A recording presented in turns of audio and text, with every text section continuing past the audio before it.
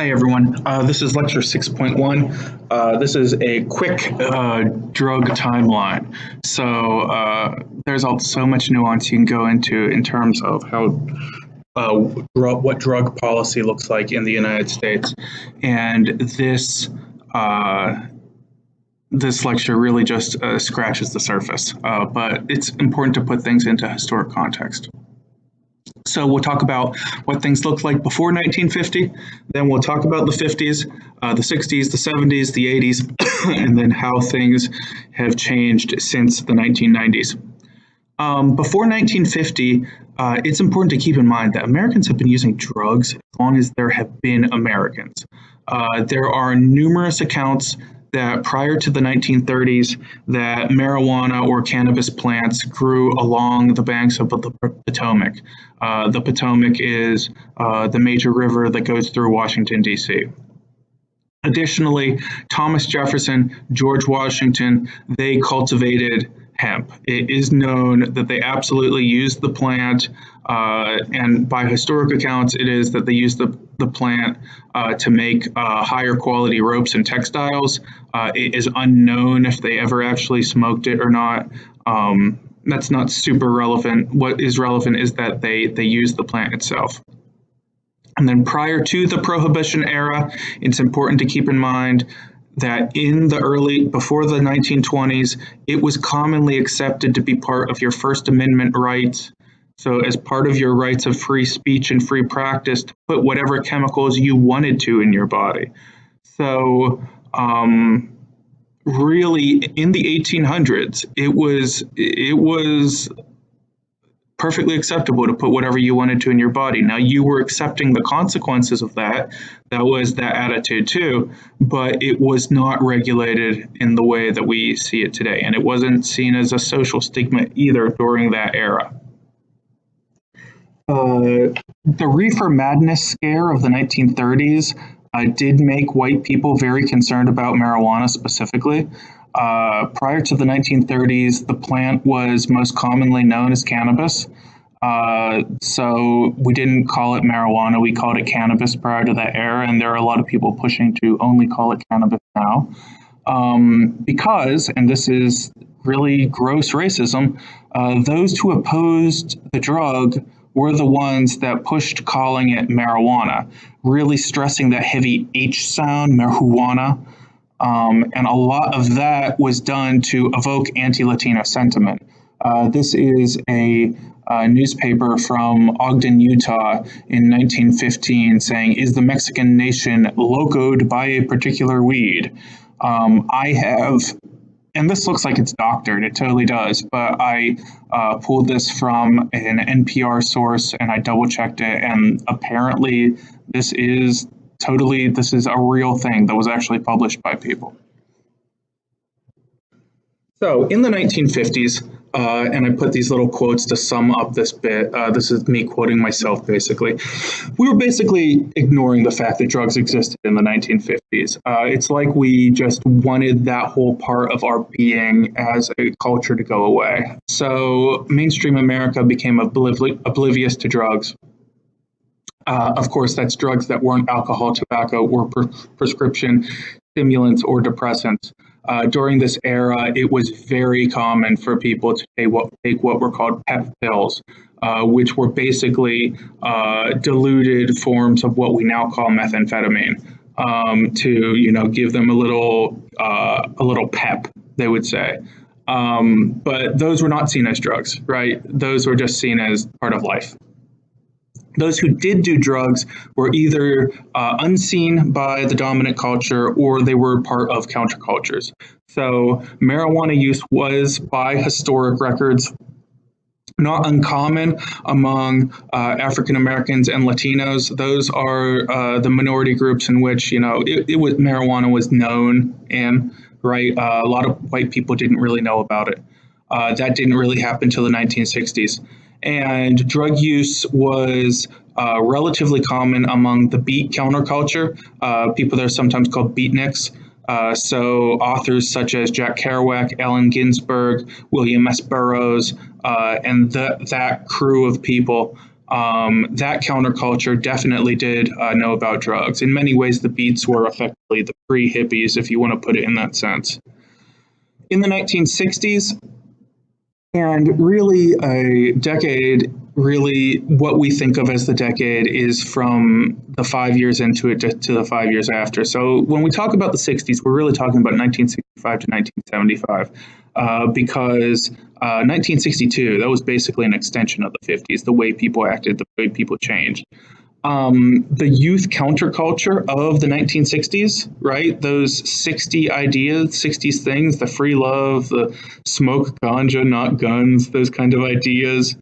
That was all part of the youth counterculture. And this is when mainstream use of marijuana by white people really came into play. It's also when psychedelics such as LSD and salicylic mushrooms started to be used.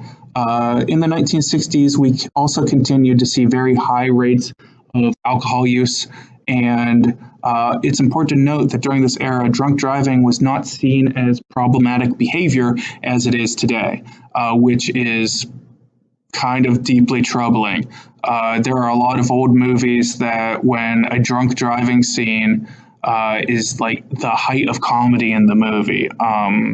So yeah, our attitudes about a lot of things change over time.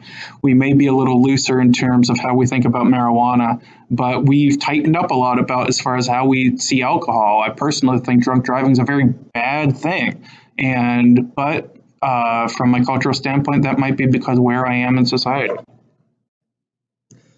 In the 1970s, cocaine became part of the drug culture of the society. We start to see the rise of American disco culture and party culture, and the United States cocaine, the stimulant came to the United States. Cocaine was seen as, quote, the champagne of drugs. It was a common thing. There's a popular song that basically just repeats cocaine over and over again, right? It was part of the culture. Here we see in a stereo magazine, this could have been seen in a magazine like Rolling Stone. This is a advertisement for a cocaine stash box and a cocaine spoon. And, you know, if you would send your money to this address, then they would send you this nice little cocaine stash box. Like, this was not something that was hidden in society. But then the 1980s came. And in the 80s, there was a conservative counterweight to the 1960s. It was the conservative backlash. And this was the ramp up of the war on drugs. So Richard Nixon started the war on drugs, but in the 80s, it really took off with the Just Say No campaign that was championed by Nancy Reagan, who was the first lady of Ronald Reagan.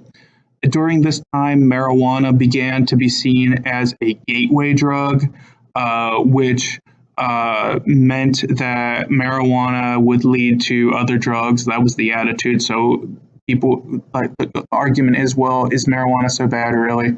Well, they would say, this counter argument would say, well, taking marijuana will make you want to take cocaine and then make you want to take heroin. And that was their argument at the time. That sounds a little bit silly to our modern ears, but that was widely accepted during that era. And to understand an era, to understand people's behavior, you need to understand what they think. All drug use was seen as bad during that time. All of it, all the time, no matter what.